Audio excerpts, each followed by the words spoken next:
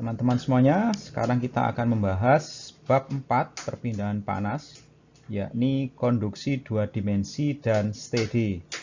Perlu saya sampaikan, di beberapa universitas, perpindahan panas ini dibagi menjadi dua mata kuliah, Perpan 1 dan Perpan 2. Saya kira bab 4 konduksi dua dimensi dan steady ini ada di bab awal di Perpan 2. Di mata kuliah online ini, Perpan 1 dan Perpan 2 saya gabung, jadi silahkan Anda sesuaikan dengan silabus di masing-masing universitas.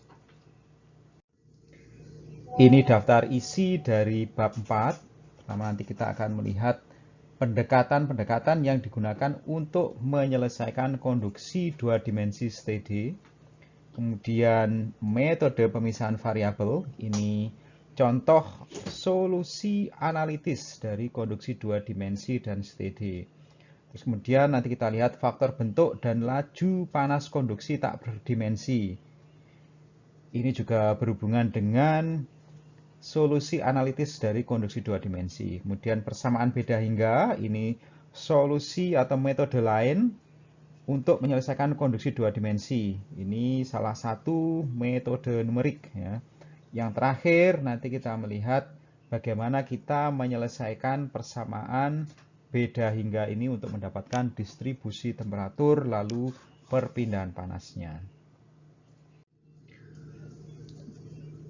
Seperti kita ketahui, konduksi satu dimensi itu hanya melibatkan satu koordinat, ya, satu koordinat entah itu koordinat X atau koordinat Y atau mungkin Z untuk mendeskripsikan suatu variabel tak bebas, dalam hal ini temperatur, atau juga laju perpindahan panas. Jadi sekali lagi satu dimensi kita hanya punya satu variabel untuk lokasi ya, atau di sini ruang ya. Itu bisa digunakan untuk menentukan temperatur, laju perpindahan panas. Dalam banyak kasus, konduksi satu dimensi ini merupakan suatu penyederhanaan ya. Meskipun saya sudah sampaikan di bab awal di bab 2, ada kasus-kasus yang bisa kita dekati dengan konduksi satu dimensi. Karena konduksi di koordinat lainnya itu kecil. Tapi sekali lagi, di kasus-kasus lain, kita tidak bisa menggunakan pendekatan konduksi satu dimensi. Harus konduksi dua dimensi atau mungkin juga konduksi tiga dimensi. Nah, di sini kita perlu memperhitungkan konduksi multidimensi. Artinya dimensinya lebih dari satu. Nah, nanti di bab sini akan kita pelajari salah satu teknik untuk menyelesaikan konduksi multidimensi ini. Fokus kita konduksi dua dimensi, tapi itu bisa di-expand, diperluas secara gampang menuju ke konduksi tiga dimensi. Mari kita lihat subtopik pertama, yaitu pendekatan-pendekatan alternatif untuk menyelesaikan konduksi dua dimensi dan steady ini. Pertama Anda lihat, ini ada skema dari suatu sistem. Temperaturnya T1 di bagian kiri ya. Jadi di bagian kiri ini Anda bayangkan misalnya dinding tegak lurus ya. Terus sebelah kanan dindingnya miring, itu temperaturnya T2. Nah, di sini diketahui bahwa T1 itu lebih besar dibanding dengan T2. Sehingga perpindahan panasnya akan bergerak dari dinding kiri yang punya temperatur T1 ke dinding miring sebelah kanan yang punya temperatur T2. Nah, karena konstruksinya seperti ini, perpindahan panasnya tidak akan satu dimensi lagi. Karena akan ada perpindahan panas dalam arah X, horizontal, pun juga dalam arah vertikal. Nah, di gambar ini juga ditunjukkan garis-garis yang pertama ini adalah garis isotermal. Ya, saya kasih titik kuning ini ya. Ini adalah garis-garis isotermal. Garis-garis temperatur konstan ya. Kemudian garis yang memotong garis isotermal, ini tegak lurus, itu adalah garis-garis yang menunjukkan aliran perpindahan panas ya. Jadi di panah-panah, tanda panah ini adalah arah dari aliran perpindahan panas. Anda bisa lihat dia tidak horizontal 100% pun juga tidak vertikal 100%. Artinya perpindahan panasnya ada pada koordinat X plus juga pada koordinat Z. Kalau kita ambil salah satu titik ya, terus kita zoom tentang vektor pergerakan panasnya. Ini mohon maaf ada suara alert ini ya. Biasanya kalau di Amerika sini ada alert, entah itu kecelakaan lalu lintas atau ada pencurian mobil ya. Selalu otomatis ada suara alert ke HP. Lagi di sini kalau kita ambil satu titik saja, ya titik saja terus kita zoom. Nah, titiknya ini ya kita ambil, saya kasih tanda warna biru ini. Nah, kalau kita ambil titik ini kita zoom, Anda akan melihat perpindahan panasnya total itu sebagai Q dengan tanda petik ganda. Nah, itu dia merupakan resultan dari Qx dan Qy. Ya, ini Qx dan Qy. Nah, ini kalau dirumuskan dalam vektor berarti ada Qx dengan vektor unit I, kemudian Qy-nya dengan vektor unit J. Nah, di bab 2 itu kita telah menurunkan persamaan distribusi temperatur untuk sistem 3 dimensi dengan heat generation ya. Jadi dengan adanya generasi panas di dalamnya, terus kondisinya steady. Itu persamaan 2.22 di bab 2. Anda bisa lihat persamaannya saya tulis lagi di bagian kanan atas. Anda bisa lihat ini. Jadi ada suku dx-nya, ada suku dy-nya, dz, terus Q yang terakhir ini adalah suku generasi panas. Dia sama dengan 0 karena untuk kasus ini persamaan 22 ini adalah untuk kondisi steady. Kalau kondisinya tidak steady, maka nolnya ya diganti dengan suku D, Rho, C, P, T, dan seterusnya itu ya. Sekali lagi untuk persamaan 2.22 ini adalah untuk kasus distribusi persamaan distribusi temperatur 3 dimensi ada generasi panas steady. Nah, untuk kasus konduksi 2 dimensi, misalnya di sini dimensinya dalam X dan Y, terus tidak ada generasi panas, maka yang suku Z-nya ini 0. Ya, suku Z-nya ini 0, terus yang Q-nya ini juga 0. Nanti Anda akan mendapatkan persamaan 4.1. Ya, sederhana, tapi Anda lihat di sini, kita mempunyai turunan pangkat 2 dari temperatur ini tidak hanya pada X, tapi juga terhadap Y. Ya. Sama seperti konduksi satu dimensi, tujuan dari penyelesaian persamaan 4.1 nanti untuk mengetahui distribusi temperatur. Ya. Setelah distribusi temperaturnya diketahui, nanti kita bisa menghitung laju perpindahan panas. Nah, karena 2 dimensi, nanti Anda akan mendapatkan temperatur itu sebagai fungsi dari X dan Y. Ya. Kalau 1 dimensi saja, berarti T-nya hanya sebagai fungsi dari X. Nah, persamaan 4.1-nya saya tunjukkan lagi di bagian atas ini. Kalau Anda perhatikan, persamaan 4.1 ini adalah persamaan diferensial parsial, bukan lagi persamaan diferensial biasa. Karena T-nya itu dia fungsi dari X dan Y. Nah, di sini kalau Anda buka-buka lagi buku kalkulus Anda atau matematika teknik Anda akan ingat bahwa untuk persamaan diferensial itu dia solusinya melibatkan seri fungsi matematika yang rumit ya. Anda buka lagi, apalagi kalau dia 3 dimensi ya. Nah, untuk menyelesaikan persamaan parsial diferensial 4.1 ini, kita bisa melakukan beberapa pendekatan alternatif. Pendekatan yang pertama itu namanya metode analitis ya. Ini yang Anda pelajari di matematika teknik atau kalkulus ya. Ada beberapa teknik di sana untuk menyelesaikan persamaan diferensial parsial. Hasil dari metode analitis ini eksak, artinya tidak akan ada kesalahan dari solusinya. Dan juga dia kontinu, ya artinya begitu kita mendapatkan persamaan temperaturnya, yaitu T, X, Y, Anda bisa menentukan temperatur di semua titik, ya tergantung X-nya berapa, Y-nya berapa. Artinya dia kontinu, ya gitu. Nah, metode yang kedua itu metode numerik. Ya. Kalau Anda lihat di channel saya ini ada satu mata kuliah juga namanya mata kuliah metode numerik. Itu mempelajari salah satunya untuk menyelesaikan persamaan parsial diferensial.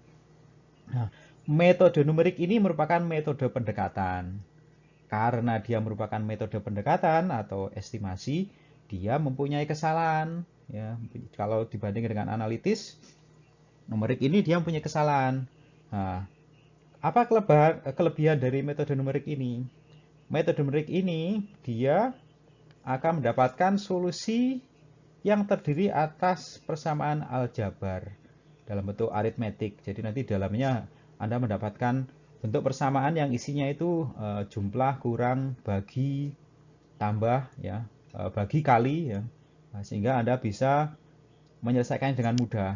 Nah, nanti ada beberapa teknik dari metode numerik ini. Salah satunya yang berhubungan dengan kondisi dua dimensi ini adalah metode beda hingga. Nanti kita akan pelajari. Ada mata kuliah khusus juga yang mempelajari tentang perpindahan panas dua dimensi, tiga dimensi ini. Di CFD itu juga kita pelajari konduksi dua dimensi, tiga dimensi. Nah, metodenya ada metode beda hingga, metode elemen hingga, dan seterusnya. Oke, sekali lagi ada dua metode penyelesaian untuk persamaan parsial diferensial dari distribusi temperatur ini. Yang pertama, solusi analitis, hasilnya eksak dan kontinu, tidak ada error. Yang kedua, metode numerik, hasilnya merupakan estimasi, sehingga ada kesalahannya. Nah, cuma kelebihan dari metode numerik ini adalah kita bisa selesaikan kasus-kasus yang tidak bisa ditemukan solusi analitisnya. Oke, pertama kita akan lihat metode pemisahan variabel. Ini adalah salah satu contoh dari metode analitis. Saya kira Anda pernah dengar paling sedikitnya metode pemisahan variabel ini di mata kuliah kalkulus atau mata kuliah matematika teknik. Nanti kita lihat aplikasi dari metode pemisahan variabel ini untuk menyelesaikan konduksi dua dimensi. Sekarang kita bisa mulai dari sistem yang sederhana, konduksi dua dimensi. Skemanya ada di gambar ini, di sebelah kiri. Anda bisa bayangkan ini misalnya suatu sistem dua dimensi bisa plat tipis ya, karena platnya tipis sekali, konduksinya bisa Anda asumsikan hanya pada arah X dan Y, tidak ada konduksi dalam arah masuk ke layar ini ya. Jadi Anda bayangkan tidak ada Z-nya di sini, karena platnya tipis. Atau Anda bisa bayangkan ini merupakan batangan segi empat yang panjang, jadi memanjang masuk ke dalam sana. Nah, karena memanjang, Anda bisa asumsikan juga bahwa perbedaan panasnya relatif tidak ada di sana. Yang ada hanya searah X dan Y. Nah, sekali lagi nanti tujuan kita adalah menentukan distribusi temperaturnya ini. T sebagai fungsi dari X dan Y. Pertama, untuk mendapatkan solusi analitis dengan metode pemisahan variabel ini, kita melakukan transformasi dari temperatur ya. Di sini kita perkenalkan variabel namanya variabel theta persamaan 4.2. Nah, theta ini itu sama dengan T minus T1 dibagi T2 minus T1. Nah, kalau Anda perhatikan sistem yang sebelah kiri ini, dia segi 4. Di sisi sebelah kiri temperaturnya T1. Ya. Terus sisi atas temperaturnya T2. Sisi sebelah kanan temperaturnya T1. Sisi sebelah bawah temperaturnya T1. Nah, dengan persamaan 4.2 ini, Anda bisa masukkan batas-batasnya. Di sebelah kiri itu T-nya T1. Ya. Sehingga, ya kita coba untuk sebelah kiri. Nanti untuk dinding sebelah kiri itu theta sama dengan T minus T1, T-nya itu T1, ya, jadi T1 minus T1 dibagi dengan T2 minus T1. Nah, untuk dinding sebelah kiri, T-nya itu 0. Ya, Anda perhatikan ini, dia 0. Nah, untuk dinding sebelah bawah, itu T-nya juga T1, maka T-nya juga 0. Pun juga yang sebelah kanan, T-nya juga 0. Yang sebelah atas, ya, kita tulis kembali untuk sebelah atas T-nya kan T2, sehingga Saya bisa tuliskan di sini untuk sebelah atas. Theta sama dengan T minus T1. T-nya itu T2 ya. Jadi T2 minus T1 dibagi T2 minus T1 sama dengan 1. Anda lihat ini. Nah, kalau Anda perhatikan, dengan melakukan transformasi temperatur ini, kita mendapatkan θ-nya sama dengan 0 untuk sisi sebelah kiri, kanan, bawah. Untuk sisi atas, itu θ-nya sama dengan 1. Nah, kalau kita substitusikan θ ini ke persamaan 4.1, persamaannya paling di atas ini, Anda akan mendapatkan persamaan 4.3. Ya, ini hanya manipulasi matematika ya. Jadi θ-nya Anda turunkan terhadap temperatur, terus turunkan kembali lagi, nanti Anda akan mendapatkan ini. Persamaan 4.3. Kalau Anda lihat, persamaan 4.3 ini mirip dengan persamaan 4.1, hanya T-nya diganti dengan θ. Oke, persamaan 4.3-nya saya tunjukkan di bagian atas. Terus rumusan θ-nya 4.2-nya juga saya tunjukkan di sini. Kembali lagi ke kondisi batas, ya, ini sistemnya. Untuk dinding sebelah kiri, itu kan θ-nya sama dengan 0. Di dinding sebelah kiri ini berarti X-nya itu sama dengan 0. Terus Y-nya ya sepanjang dari 0 sampai W, jadi Y-nya variabel. Nah, ini persamaan yang pertama ini. Terus yang ini, yang kedua ini adalah untuk dinding sebelah bawah ya. Jadi di sini sepanjang Y-nya sama dengan 0. Terus X-nya ini variabel, θ-nya sama dengan 0. Terus yang berikutnya ini adalah untuk dinding sebelah kanan, yaitu X-nya konstan sama dengan L, terus sisi vertikalnya fungsi dari Y. Nah, ini adalah untuk dinding atas. Ya, Anda bisa lihat bahwa dimensi dari pelatnya ini adalah L kali W. Ya. Di sini panjangnya L, sementara yang ke atas panjangnya W. Sekarang kita bisa aplikasikan teknik metode separasi variabel ini. Ya, jadi di teknik ini itu kita mengasumsikan bahwa solusinya ini merupakan perkalian dari dua fungsi. Ya, di sini kita ambil misalnya fungsi X, X-nya dalam huruf besar ya. X ini merupakan fungsi terhadap satu variabel, variabelnya X. Kemudian yang Y, yang kapital ini juga fungsi terhadap Y saja. Nah, sekali lagi, teknik metode separasi variabel ini mengasumsikan bahwa solusi dari persamaan partial diferensial itu merupakan perkalian dari dua fungsi. Masing-masing fungsi itu dia mempunyai satu variabel bebas saja. Jadi satu variabel X dan satu variabel Y. Nah, sekarang kalau kita substitusikan persamaan 4.4 ini ke persamaan 4.3, terus kita bagi dengan fungsi X kali Y, Anda akan mendapatkan persamaan 4.5. Nah, kalau Anda perhatikan, persamaan 4.5 ini, variabelnya sudah terseparasi.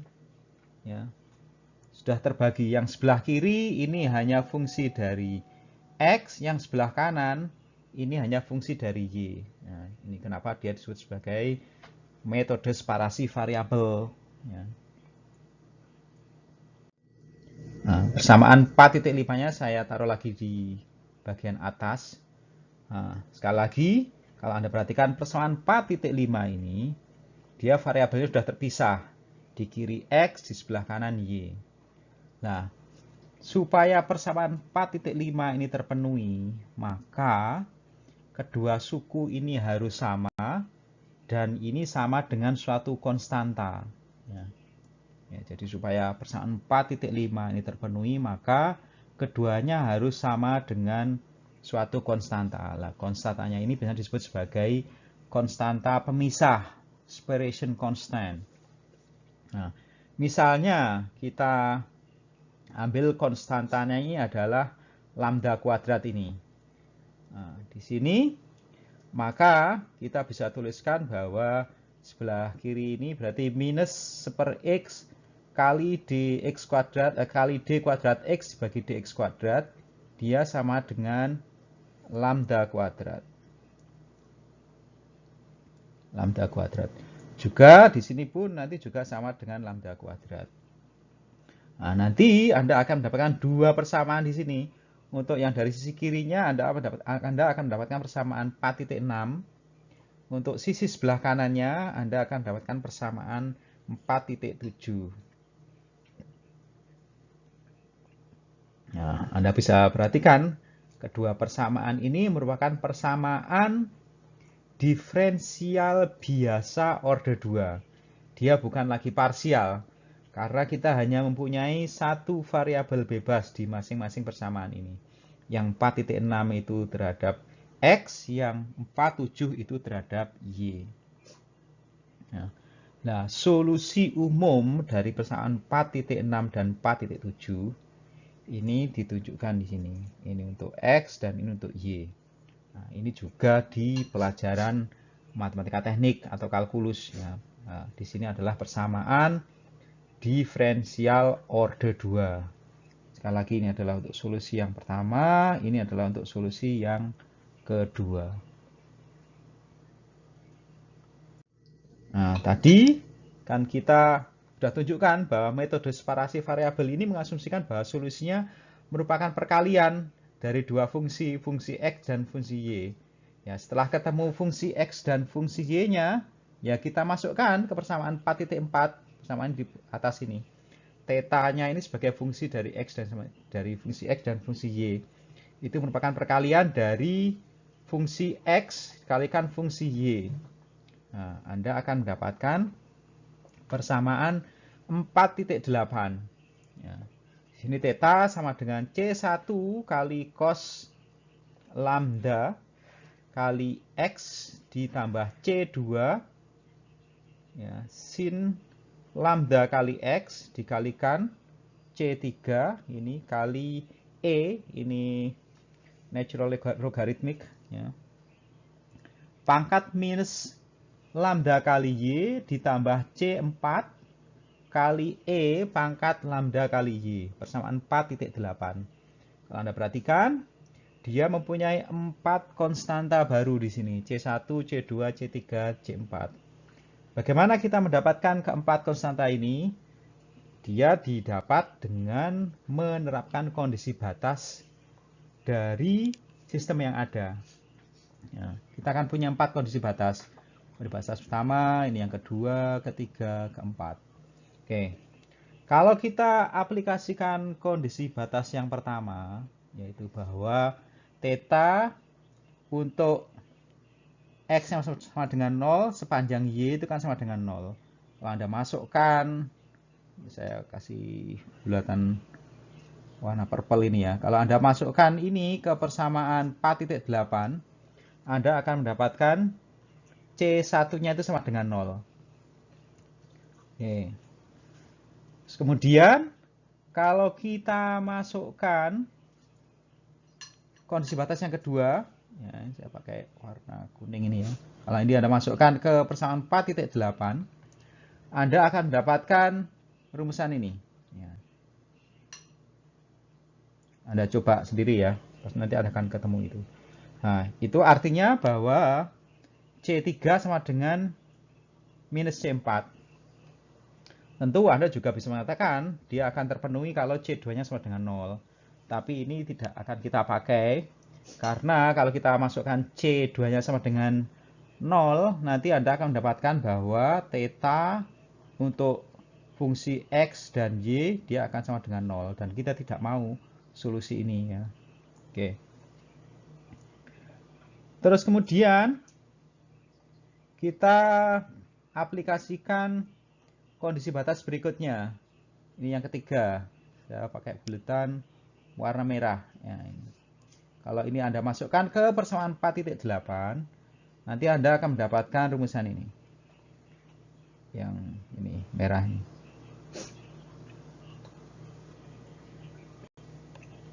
Nah, di sini dia akan terpenuhi kalau sin lambda kali L-nya sama dengan 0. Ya. Nah, sin lambda sama dengan 0 ini artinya lambdanya itu harus sama dengan ini. N kali Pi dibagi L. Persamaan 4,9. Nah, N-nya itu sama dengan 1, 2, 3, dan seterusnya. Ya. Kenapa kita tidak gunakan N sama dengan 0? Kalau N-nya sama dengan 0, nanti kita akan dapatkan lagi bahwa theta X sebagai fungsi dari Y dan theta sebagai fungsi dari X dan Y, dia akan sama dengan 0. Ya. Jadi N-nya harus mulai dari angka 1. Nah, kalau kita masukkan hasil-hasilnya, mulai C1-nya sama dengan 0, C3 sama dengan minus C4, terus lambdanya itu harus fungsi dari ini, N kali Pi dibagi L, Anda akan mendapatkan persamaan 4,10. Nah, persamaan 4,10 ini adalah distribusi temperatur dalam bentuk theta. Ya.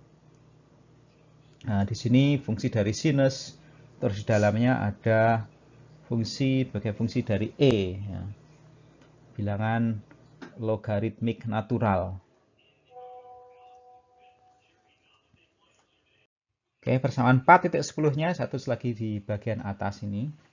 Nah, jika semua konstanta di persamaan 4,10 ini kita kumpulkan menjadi satu, dan dia fungsi dari N, ya jadi ada C4, C2 di sini kita kumpulkan jadi satu, kita akan dapatkan persamaan ini. Bahwa theta sebagai fungsi dari X dan Y itu sama dengan Cn. Ya, ada subskripnya N di sini, karena C-nya itu fungsi dari N. Jadi theta X, Y ini sama dengan Cn kali sinus NPX bagi L dikalikan sinus hiperbolik NPY dibagi L. Nah, solusi umum dari persamaan ini adalah persamaan 4,11. Ya. Ini merupakan problem linier. Ya. Jadi persamaan 4,11 ini dia merupakan solusi umum dari persamaan theta di atas ini. Jadi dia merupakan penjumlahan mulai dari N sama dengan 1 sampai N tak hingga Cn sinus NPX dibagi L kali sinus hiperbolik NPY dibagi L. Nah, Cn-nya ini kita bisa tentukan dari kondisi batas yang tersisa. Ya, tadi kita udah pakai 3 kondisi batas. Nah, kondisi batas yang tersisa ini, yang terakhir ini, saya pakai lingkaran warna hijau ya ini. Nah, di sini theta pada X dan Y-nya sama dengan W, itu sama dengan 1, itu sama dengan ini, persamaan 4,12. Mulai dijumlahkan dari N sama dengan 1 sampai N tak hingga Cn, sinus, dan seterusnya.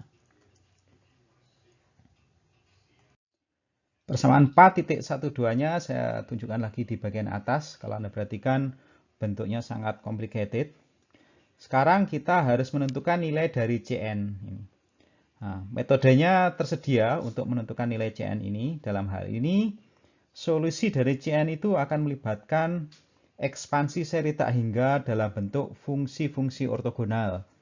Kalau Anda sudah rada-rada lupa fungsi ortogonal itu apa, silahkan dibuka lagi buku kalkulus atau buku matematika tekniknya.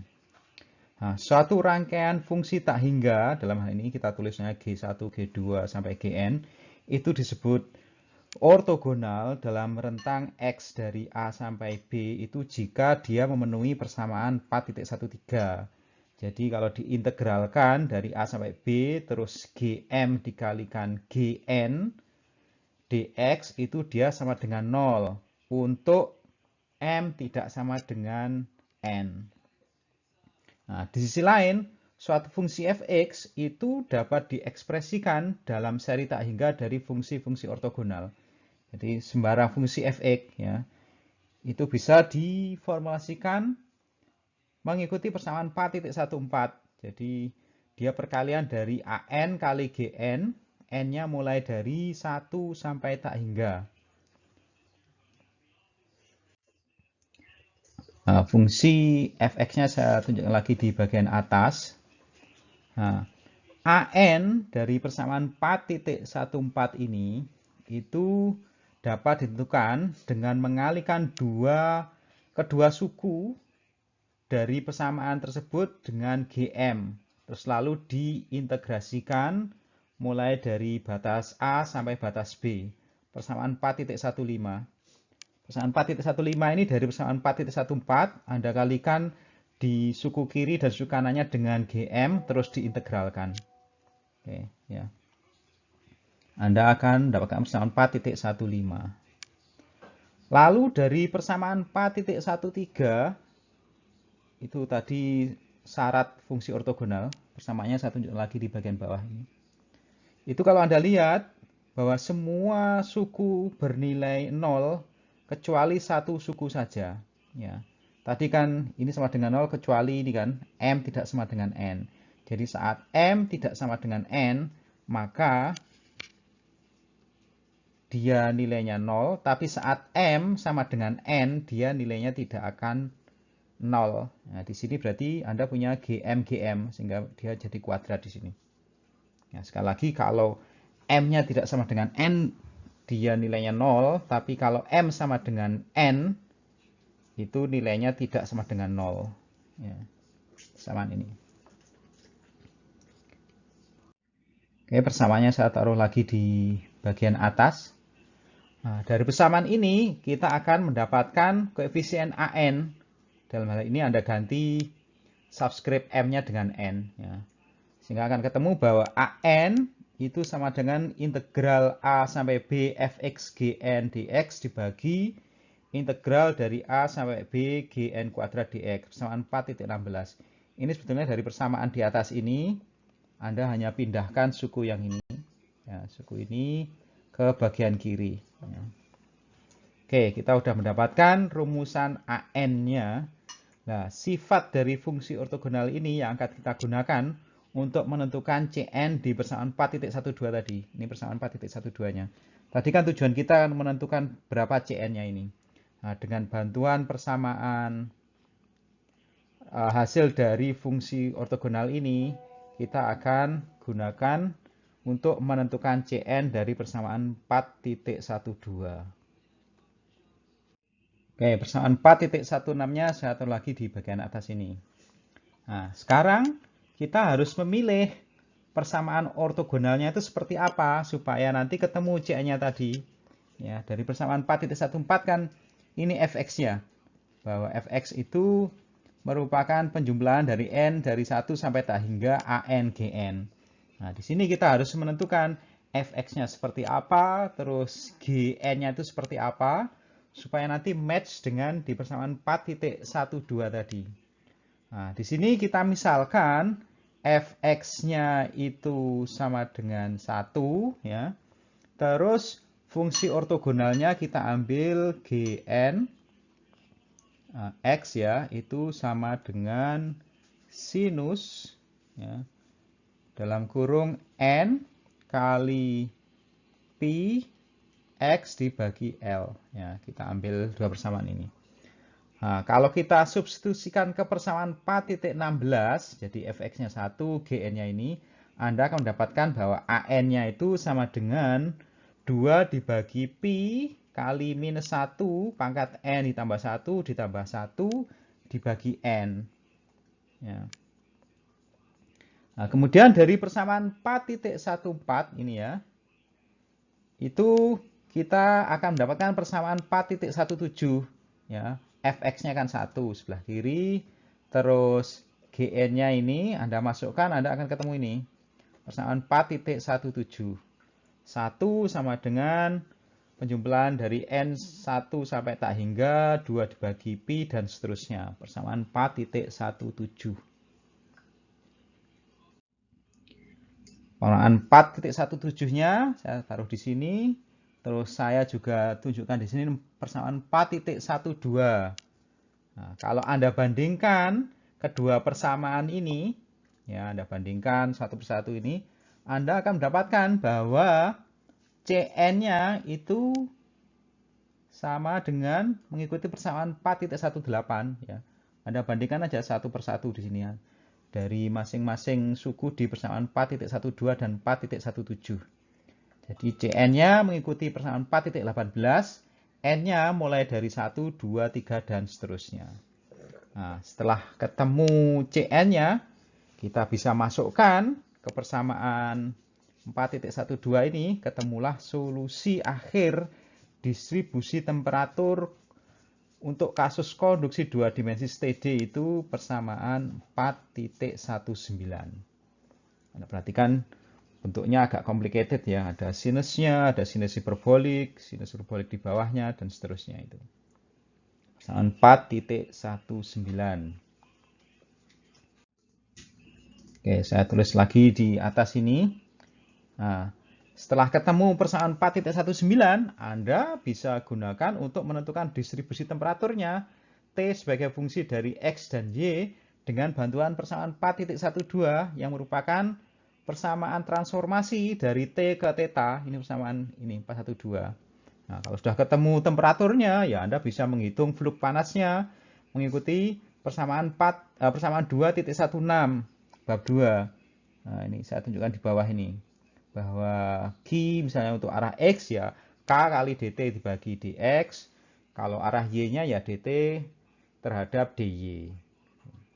Nah, kalau kita gambarkan ya garis-garis aliran panas dan garis isotermal dari kasus plat tipis G4 ini, gambarnya ini tunjukkan di bawah ini. Ya, yang di atas itu tetanya 1, terus samping kiri tetanya 0, ini 0, terus ini 0. Oke. Anda bisa perhatikan untuk garis-garis yang ada tanda panahnya itu adalah garis aliran panasnya. Ya, ini adalah garis aliran panas. Terus garis-garis yang memotong dia secara tegak lurus itu adalah garis-garis isotermal, yaitu garis temperatur konstan. Oke, kita telah mendapatkan solusi eksak dari konduksi 2 dimensi steady. Nah, kita akan aplikasikan metode ini untuk kasus-kasus yang lainnya. Nah, nanti untuk mendapatkan solusi yang praktis, diperkenalkan dua parameter. Parameter ini adalah parameter faktor bentuk, ya, shape factor, dan parameter laju panas konduksi tak berdimensi, ya, atau dimensionless conduction heat rate. Oke, faktor bentuk dan laju panas konduksi tak berdimensi. Tadi dari solusi analitis Anda bisa lihat kita dapatkan solusinya meskipun perlu beberapa langkah agak lama. Terus yang penting untuk kasus tertentu dia tidak dapat diselesaikan sehingga perlu metode lain yaitu metode numerik. Nanti kita akan berbicara metode numerik ini di bagian berikutnya. Nah, ada juga metode lain untuk penyederhanaan, tetapi dia sebetulnya berasal dari solusi analitis juga. Cuma supaya kita tidak mempunyai bentuk yang rumit, itu diperkenalkan dua parameter dalam ini. Pertama adalah faktor bentuk, shape factor, ini lambangnya S. Terus yang kedua itu laju konduksi panas tak berdimensi, QSS, pakai tanda bintang di atasnya. Nah, di sini S itu dia mengikuti persamaan 4.20. Jadi Q sama dengan S kali K kali delta T. Nah, di sini Q-nya itu berasal dari solusi analitis. Nah, supaya nanti tidak ketemu bentuk yang rumit, diperkenalkan nih faktor S-nya ini sebagai pengkonversi dari bentuk yang rumit tadi ke bentuk yang sederhana, persamaan 4.20. Tuh. Nah, kemudian dalam bentuk tahanan termalnya kita bisa tuliskan di persamaan 4.21 bahwa tahanan termal untuk kondisi 2 dimensi itu sama dengan 1 dibagi S kali K. Sekali lagi, untuk mendapatkan S ini kita harus menyelesaikan persamaan distribusi temperatur tadi yang bisa diselesaikan dengan metode analitis atau metode numerik. Ya, nanti setelah ketemu bentuknya, kita bisa konversikan ke bentuk sederhana persamaan 4.20 ini dengan memperkenalkan faktor S-nya ini. Kemudian untuk kasus objek dengan temperatur tertentu T1, terus kemudian objek itu dipendam ya, dipendam dalam suatu medium tak hingga, temperatur dari mediumnya itu T2, kita menggunakan parameter lain. Pertama panjang karakteristik, itu dia mengikuti persamaan 4.22. Dia merupakan AS, ya. AS ini luas permukaan dari objeknya itu tadi dibagi dengan 4pi, kemudian dia dipangkat setengah, ya. Kemudian laju perpindahan panasnya dari objek itu ke medium itu di sini direpresentasikan dalam laju konduksi panas tak berdimensi QSS tanda bintang mengikuti persamaan 4.23. Nah, sekali lagi Q-nya itu dia dihitung dengan metode analitis, ya, dengan metode analitis. Nah, jadi QSS bintang itu sama dengan Q kali LC dibagi K kali AS, ya, terus kali T1 minus T2.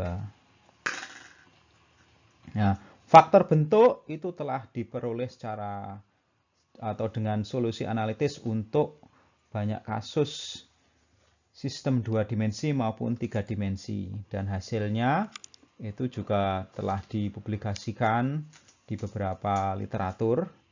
Di slide berikutnya akan saya tunjukkan rumusan-rumusan faktor bentuk untuk sistem-sistem tertentu, ya. Sekali lagi S maupun QSS-nya itu dia berasal dari solusi analitis. Nah, ini tabel 4.1. Ini menunjukkan faktor bentuk, shape factor, dan juga laju perpindahan panas tak berdimensi, QSS star-nya, untuk berbagai sistem. Kita lihat satu persatu. Ini yang bagian sub A, ini dalam bentuk faktor bentuk, ya. Jadi Q sama dengan S kali K kali T1 minus T2. Untuk kasus yang pertama, ini Anda bisa lihat kita mempunyai bola. Bolanya itu terpendam pada jarak tertentu di dalam medium semi-infinite, ya. Di sini bolanya dia mempunyai diameter D, terus temperaturnya T1, terus temperatur mediumnya itu T2. Terus di sini ada batasannya di kolom ini bahwa Z-nya itu harus lebih dari D dibagi 2. Z-nya itu jarak antara permukaan dengan titik center dari bolanya. Nah, di sini faktor bentuknya mengikuti ini. Ini perpindahan panas 2 dimensi, tapi sekali lagi kalau Anda perhatikan tadi di solusi analitis kan bentuknya complicated. Perpindahan panasnya pun bentuknya juga complicated. Nah, di sini kita gunakan faktor bentuk untuk menyederhanakan rumusan dari perpindahan panasnya ini supaya mengikuti sekali lagi ini. Nah, S-nya untuk kasus 1 itu menggunakan ini. Kemudian kasus yang kedua itu kita mempunyai silinder horizontal. Dia mempunyai temperatur T1, dia di sini dipendam dalam medium semi-infinite juga, temperaturnya T2 ini. Nah, ada dua restriksi ini. Kalau L-nya itu jauh lebih besar dibanding D, L-nya ini panjang dari silindernya, ya. D-nya diameternya. Maka faktor bentuknya ini. Terus kalau L-nya itu jauh lebih panjang dibanding D dan Z-nya itu lebih besar dibanding 1,5 kali D, maka ini faktor bentuknya. Dan case yang ketiga, ini kita mempunyai silinder.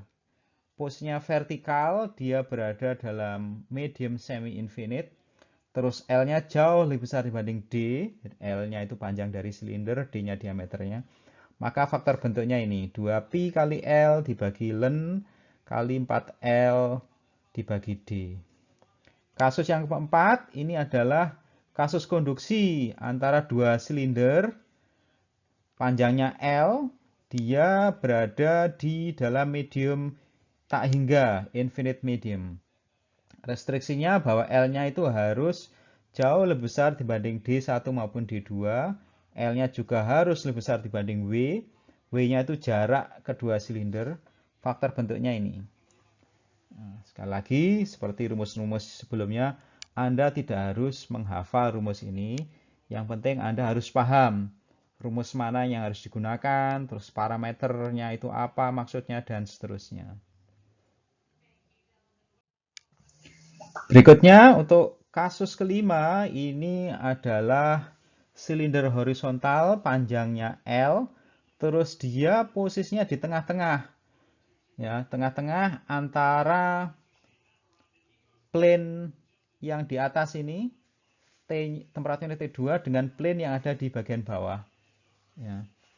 Jadi dia di tengah-tengah, jaraknya itu Z, terus silindernya itu dia diameternya D, panjangnya L, maka shape vektornya, faktor bentuknya adalah ini, 2pi kali L dibagi len, lennya len 8Z dibagi PD. Terus ini dua syaratnya, bahwa L-nya harus lebih besar dibanding Z, terus Z-nya harus lebih besar dibanding D dibagi 2. Kasus yang keenam, kita mempunyai silinder panjangnya L, diameter D. Dia posisinya di tengah-tengah. Di tengah-tengah dari suatu medium padatan, ya, yang mempunyai panjang W, lebarnya juga W, ya, square ini ya, bujur sangkar ya. Terus ini dua syaratnya, bahwa W-nya harus lebih besar dibanding D, L-nya harus jauh lebih besar dibanding W. Nah, ini faktor bentuknya. Terus case yang ketujuh, itu kita mempunyai silinder, posisinya eksentrik ya, di dalam silinder yang lebih besar, panjangnya L. Kedua silinder mempunyai panjang yang sama L. Terus ini kedua syaratnya, bahwa D-nya lebih, D yang capital lebih besar dibanding D ya, tentu ya, karena D yang pertama ini diameter dari silinder yang lebih besar. Terus syarat yang kedua, L panjangnya itu harus jauh lebih besar dibanding diameter dari silinder yang lebih besar. Ini faktor bentuknya. Berikutnya, case 8, ini konduksi melewati edge. Edge ini tepi dari dua dinding yang bertemu. Ya, Anda bayangkan dinding vertikal sama horizontal ini ya, bertemu di pojok, terus mempunyai temperatur T1 di sisi ini, di sisi dalam ya, terus T2-nya di sisi luarnya ini. Nah, di sini syaratnya bahwa D-nya itu harus lebih besar dibanding 5 kali L. Faktor bentuknya 0,54 kali D. Case yang ke-9, ini konduksi melewati corner. Ya, corner itu berarti pojok ya. Ini kita mempunyai 3 dinding yang bertemu. Dinding dari sini, yang sebelah kiri, lalu sebelah sini. Terus L-nya, Anda bisa lihat dimensi dari L-nya ya. Nah, ini faktor bentuknya, 0,15 kali L. Case yang ke-10, itu kita punya disk ya, piringan plat tipis, diameternya D, temperaturnya T1, terus dia berada pada medium semi-infinite ya, di bawahnya itu medium semi-infinite, temperaturnya T2, mempunyai konduktivitas thermal K. Ya. Tidak ada restriksi di sini, faktor bentuknya itu 2D.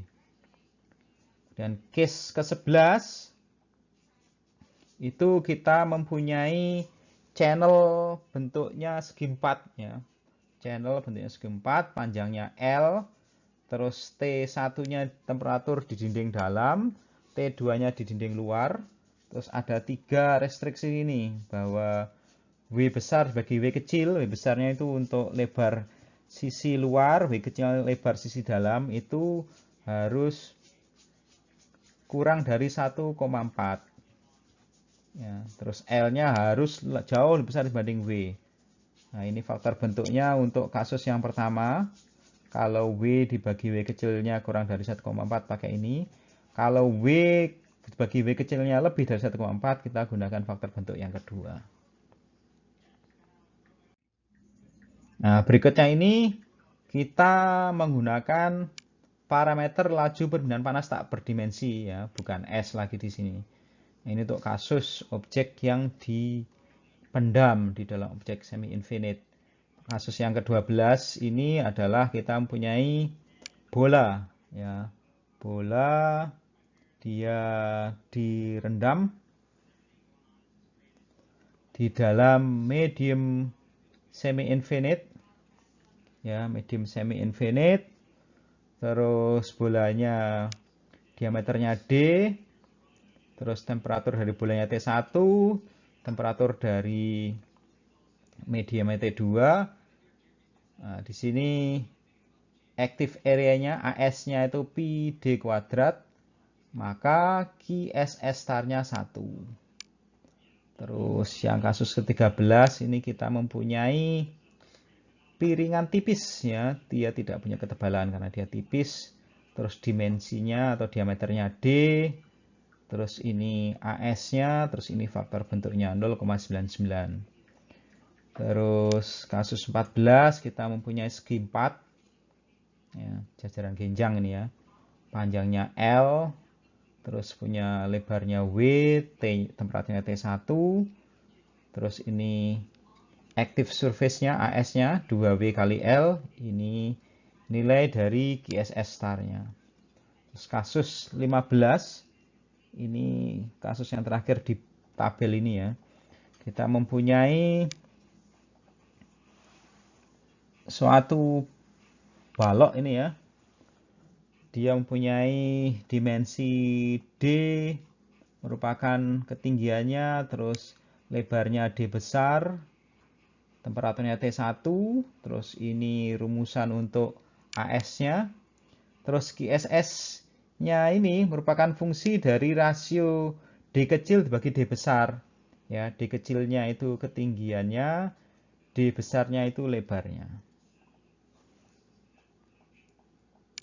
Oke, sekarang kita lihat contoh soal ini untuk lebih memahami konsep konduksi dua dimensi steady ini. Di sini kita mempunyai metallic electrical wire, ya ini kabel listrik dari logam, bentuknya silinder ya, mempunyai diameternya 5 mm ya.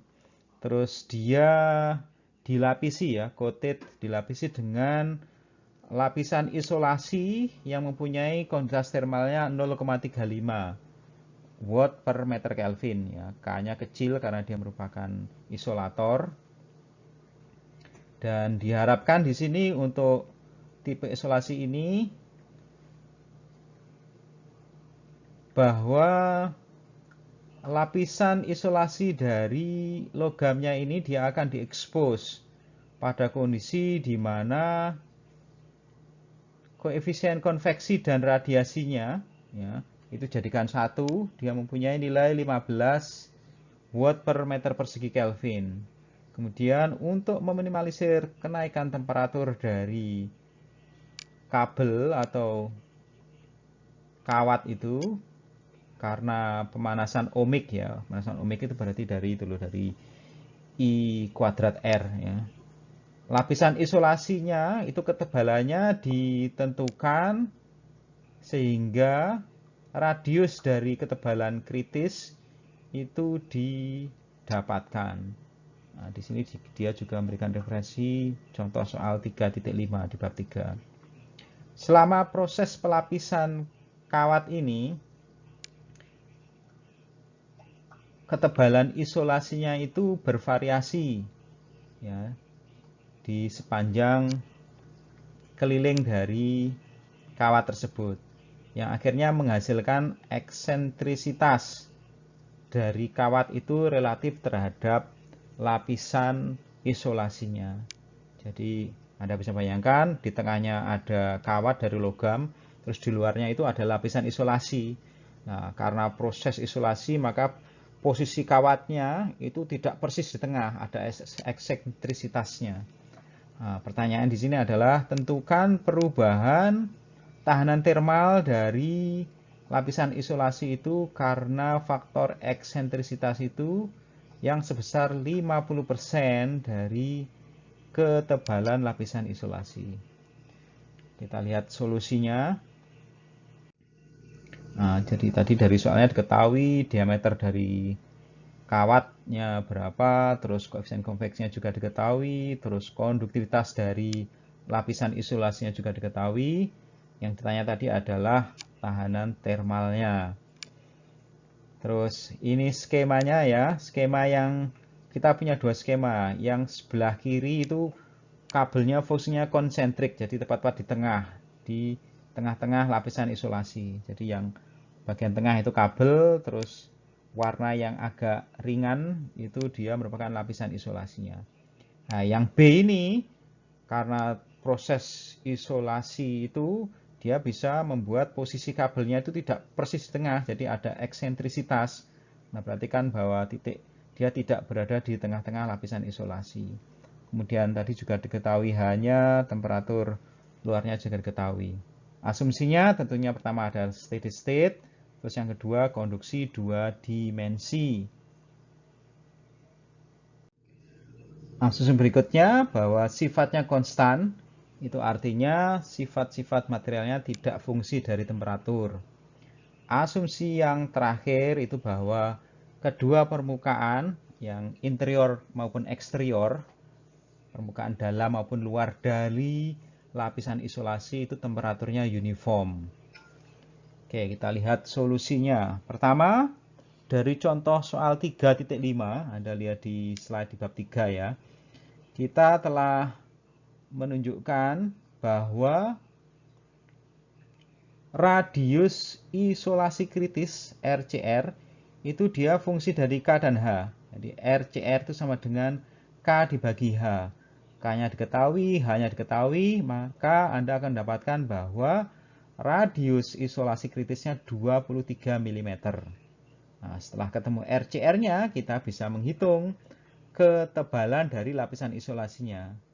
Nah, TCR itu dia RCR dikurangi dengan radius bagian dalam, yaitu D kecilnya bagi 2.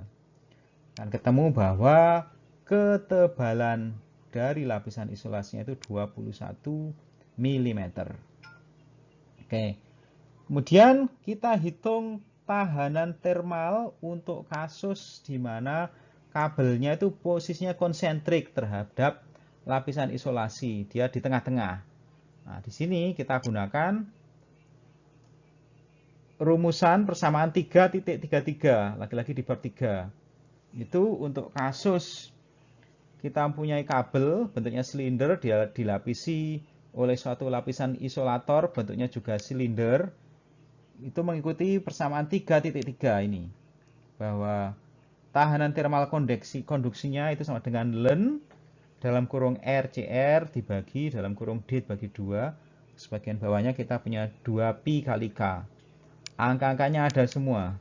Jadi RCR-nya ada, D kecilnya ada, pi, K-nya juga ada semua. Anda masukkan angkanya akan ketemu bahwa kalau dia posisinya konsentrik, tahanan termalnya 1 meter Kelvin per watt. Oke. Berikutnya, kita hitung tahanan termal kalau ya, posisi kabel atau kawatnya itu eksentris terhadap lapisan isolasi, artinya dia tidak di tengah-tengah. Nah, kalau Anda lihat di tabel 4.1, Anda cocokkan satu persatu, dia itu merupakan kasus nomor 7 ya, di mana dia merupakan suatu silinder, di dalam silinder panjangnya sama dan posisinya eksentrik ya. Anda lihat di tabel 41 kasus 7. Nah, di sini kita pertama harus menghitung Z-nya ya. Karena faktor bentuk untuk kasus 7 itu dia punya fungsi dari Z. Nah, Z-nya dia itu jarak antara titik tengah silinder yang kecil terhadap titik tengah silinder yang besar. Nah, ini 0,5 kali TCR. TCR-nya udah ketemu tadi 0,021 meter atau 21 mm. Maka Anda akan temukan bahwa Z-nya 0,01 meter. Nah, balik lagi di tabel 4.1 kasus 7, faktor bentuknya ada di sana ya. Nah, tahanan termalnya itu kan 1 dibagi S kali K. Nah, S-nya dari tabel 41 itu S-nya itu ya, kalau Anda lihat di persamaan ini dia ini. Ini pun S-nya. Nah, ini.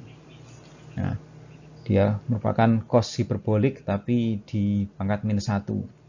D besarnya ada, D kecilnya ada, Z-nya udah dihitung. Maka Anda akan mendapatkan bahwa tahanan termal konduksi kalau dia posisinya tidak konsentrik atau dia posisinya eksentrik, maka dia sebesar 0,1 91 meter Kelvin per watt. Nah, kalau Anda bandingkan dengan tekanan termal konduksi, kalau fusenya konsentrik, ada penurunan di sini, yaitu sebesar 0,1 meter Kelvin per watt. Nah, ini jawabannya. Atau sebesar 10%.